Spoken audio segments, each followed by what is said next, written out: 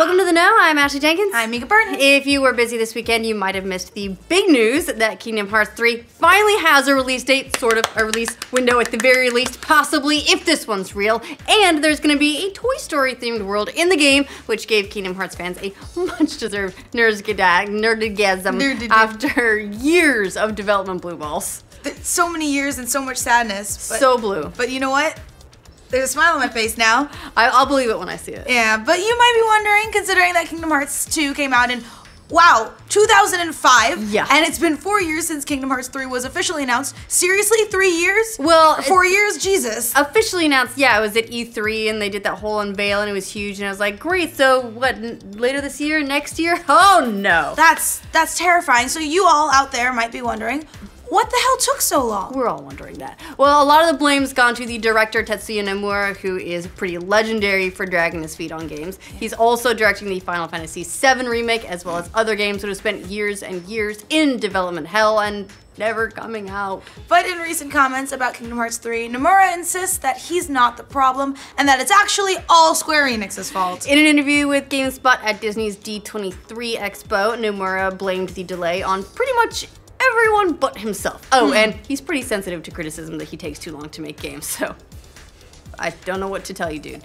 In the interview, he said, a lot of people have been mentioning and making it sound like, oh, Nomura's taking too much time, and it hurts. Well, Nomura then ticked off all the reasons why the Kingdom Hearts 3 delay isn't his fault. For one, he said there was a decision made to change to an external engine, Unreal 4, so we switched over to that. Unfortunately, there was a bit of time that needed to be rewinded and started over, so there was a bit of setback there. But it was a decision that the company had to make, so it was inevitable. And that's actually understandable. Yes. If you change a whole engine, it's gonna cost you some time. Absolutely. But it wasn't just an engine change. Nomura says there were also staffing issues that prolonged the game's development. He said, we had a plan of the period of time that it's going to take for us to create the content at the start of the project, and we laid out after such and such years we would need to add more personnel resources.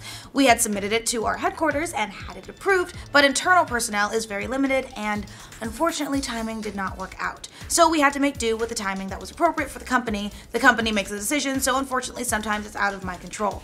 It is true though, as you get further into development, the staffing tends to go up and up and up and up and up. So you get to these peak points where you can have hundreds of people working on a game as you get like the brunt of the work finished. So that is understandable. But throughout the interview, Nomura stressed that basically nothing was his fault. He told GameSpot, I wanted to emphasize that it wasn't a problem on our development teams, it just happened that way, and there were some decisions that the company had to make, and it just didn't work out for certain timings that we were hoping to hit.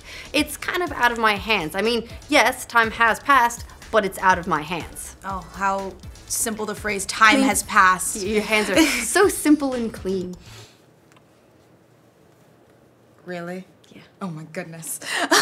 Well, okay, let's dig into these claims just a little bit. Obviously, Nomura doesn't run Square-Enix, and he's got bosses to answer to, so there are things that technically are out of his control. The way companies work. It's the way companies work, so an engine change and being short-staffed is understandable. On the other hand, Nomura has a history of perfectionism and foot dragging that extends way beyond Kingdom Hearts 3 or this one specific scenario. The Final Fantasy VII remake has similarly disappeared into a black hole, and you might remember that a few years back, Square-Enix removed Nomura as director of Final Fantasy XV and put Hajime Tabata in charge of it, and after it had been languishing for years in, you guessed it, development hell. Wearing the appropriate shirt for today. Talking about Square-Enix. And the fact that Kingdom Hearts 3 finally has a release date, well, okay, it's technically a release year. Closer than we've had before. Ever. Possibly. So, this might be due to the fact that Square-Enix finally put its foot down and demanded that the game come out after all the memes and tears and crying of the fans. It's also worth noting that the 2018 release window lines up with rumors we've heard in the past. So back in May, a little-known writer named Jose Alamo went on a tweet storm about Kingdom Hearts 3, and he said, if everything goes according to plan, there will be a Kingdom Hearts 3 trailer at E3, and the game will be released in 2018. It'll be released in 2018, even if it's not finished. That part worries me. That's always a great sign. Alamo has also mentioned that the game had development issues, which were partially due to Nomura's perfectionism. He also added that they want to release it in 2018, no more delays. Well, you and me both. Which, yeah, holy crap, looks like it was right. Okay, well, I mean, except for the E3 trailer, but we did get it at D23, so good on you, Jose Alamo, whoever you are. The Kingdom Hearts 3 news comes after Nomura said earlier this year that the game was still far from being ready. He told Famitsu in January, "We've advanced on the production of worlds that have yet to be announced, so we can't show them for now. As far as development status goes, there's still a ways to go." Well, looks like there wasn't that much of a ways to go. Square Enix just finally put a keyblade to Nomura's head and said, "Put the game out!" Okay, but regardless of whoever's fault the delay was, the fact that Kingdom Hearts 3 is finally and hopefully coming out next year. Theoretically, is cause for a celebration. Fans have been buzzing online about the new Toy Story world, and Nomura said more worlds will be announced leading up to the game's launch. Also, Sora looks like he has cat ears in the Toy Story world, cute. And it's very cute. He also gave us a few more tantalizing details about the game, including the fact that each world will have its own unique mechanics, like how Sora is able to pilot a giant robot in the Toy Story world. Also, the Toy Story Keyblade has a cowboy hat on it. Kind of cute. It's kind of cute. Oh, and in line with other games, it looks like there will be multiple playable characters in Kingdom Hearts 3.